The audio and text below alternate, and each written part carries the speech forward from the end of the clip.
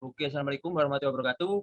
Dengan saya Lovanda Lutfi Ramadhani dengan NIM 2024 10 10 30 15. Nah, pada kesempatan kali ini saya akan menjelaskan tentang apa itu fungsi rekursif. Nah, fungsi rekursif adalah suatu fungsi, suatu perulangan yang dapat memanggil dirinya sendiri seperti itu. Dapat dikatakan dapat memanggil dirinya sendiri. Jadi kita ambil contoh Fibonacci atau faktorial, palindrom ini bisa direkursifkan. Akan tetapi cara rekursif ini tidak paten atau tidak pakem hanya cara rekursif saja, tetapi terdapat cara non rekursif juga seperti itu. Bukan hanya rekursif saja. Nah, akan tetapi yang akan kita bahas ini adalah fungsi rekursif. Oke, kita langsung saja ke soal yang pertama, yaitu Fibonacci, teman-teman. Jadi, yang pertama-tama kita tentukan pada fungsi rekursif ini, kita tentukan yang mana ini base case dan yang mana rekursifnya, seperti itu. Nah, jadi untuk base case-nya, ini teman-teman. N sama dengan 0 atau N sama dengan 1. Kemudian mereturnkan N. Seperti itu, teman-teman. Jadi untuk rekursifnya ke yang returnnya. N kurangi 1 dan N kurangi 2. Ini adalah tambahan dari dua angka sebelumnya. Seperti itu, jumlah dari dua angka sebelumnya. Jadi kita dapatkan, kita coba jalankan sesuai dengan pertanyaan yang terdapat di PowerPoint, yaitu 5, 7, dan 10. Deret ke 5, 7, dan 10, teman-teman. Jadi kita dapatkan seperti ini. Nah, kita coba masukkan. Misal ini kita inputkan sembarang. Nah, untuk yang selanjutnya, deret ke 5 ini 5, deret ke 7 13, deret ke 10 5. Nah, ini mengapa demikian? Karena bagi yang belum tahu, bilangan Fibonacci ini adalah bilangan dari jumlah dua angka sebelumnya, seperti itu. Jadi urutan yang pertama adalah 112. Nah, mengapa demikian?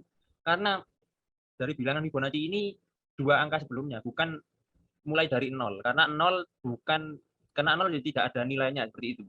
Jadi kita dapatkan 112, kemudian 3, nah kemudian 5, teman-teman. Mengapa 5? Karena 2 ditambah 3, dari 2 tambah 3. 1 ditambah 1, 2, kemudian 1 tambah 2, 3, 2 ditambah 3, 5. Kemudian dan seterusnya, 5 ditambah 3, 8. Seperti itu, deret ke 8. Deret ke berapanya, seperti itu.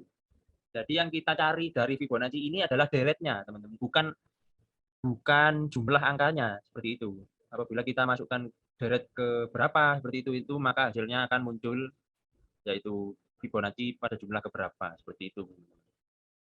Nah, kemudian selanjutnya ke palindrom, teman-teman. Nah, untuk soal yang kedua, palindrom, seperti ini. Nah, kemudian apa yang disebut base case? Base case yang awal, yaitu apabila teksnya atau angkanya ini inputannya 0 atau 1 huruf saja, ya kita anggap dua data saja, maka hasilnya akan true, teman-teman. Karena apa itu palindrom? Palindrom adalah suatu angka atau kata yang dapat dibaca dari awal dan akhir ini sama, teman-teman. Ketemu di tengah, dan dibaca dari kiri ke kanan dan kanan kiri ini harus sama, seperti itu. Jadi apabila data inputannya cuma 2, maka itu dianggap benar karena ya cuma 2, gimana mau disalahkan, seperti itu. Jadi 2 base case, maka inputan datanya harus 3, seperti itu. Kemudian base case selanjutnya, teks ke 0 atau indeks ke 0 ini tidak sama dengan indeks yang terakhir, maka hasilnya adalah salah.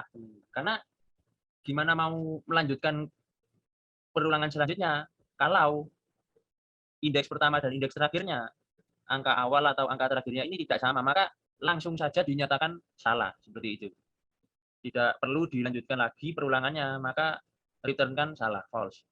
Kemudian lalu return cek palindrom, yaitu hasilnya dari perulangan rekursifnya, kita panggil teks dari indeks pertama dan indeks terakhir, seperti itu.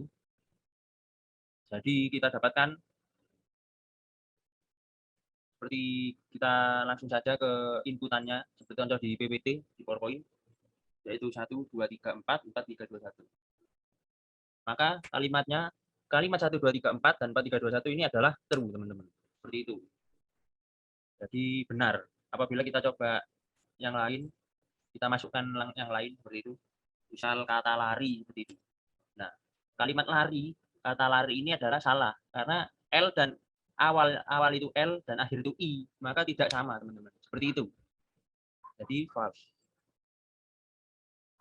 Nah, untuk pohon rekursif dari Fibonacci 4. Fibonacci 4 ini kan 3, teman-teman. Deret Fibonacci 4 ini 3, yaitu kita dapatkan ini untuk jawaban akhirnya.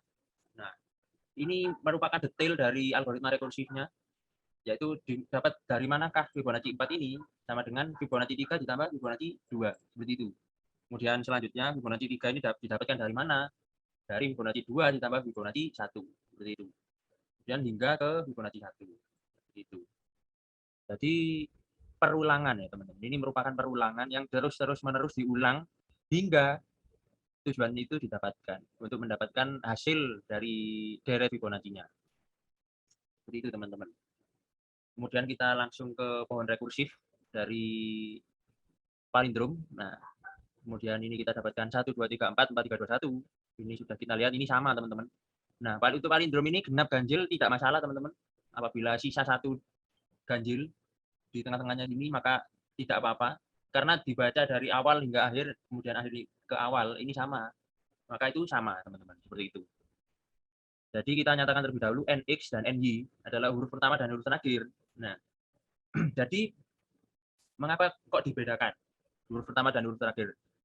Kan soalnya ini alasan saya, yaitu benar ini dari suatu kelompok data yang sama, NX dan NY ini. Tetapi dalam palindrom ini juga diuji terlebih dahulu. Indeks yang pertama dan indeks yang terakhir harus dibedakan, seperti itu. Nah, bukan untuk cara membedakannya, untuk mendapatkan palindrom kita harus memang membedakan antara awal dan akhir.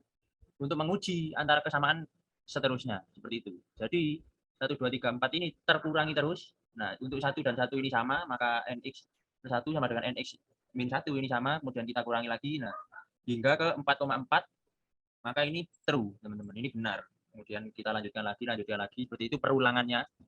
Nah, pada prinsipnya juga sama, perulangan, teman-teman. Intinya perulangan yang direkursifkan. Seperti itulah intinya. Jadi didapatkan hasil palindrom true, teman-teman. Nah, seperti itu mungkin penjelasan dari saya. Kurang lebihnya mohon maaf. Wassalamualaikum warahmatullahi wabarakatuh.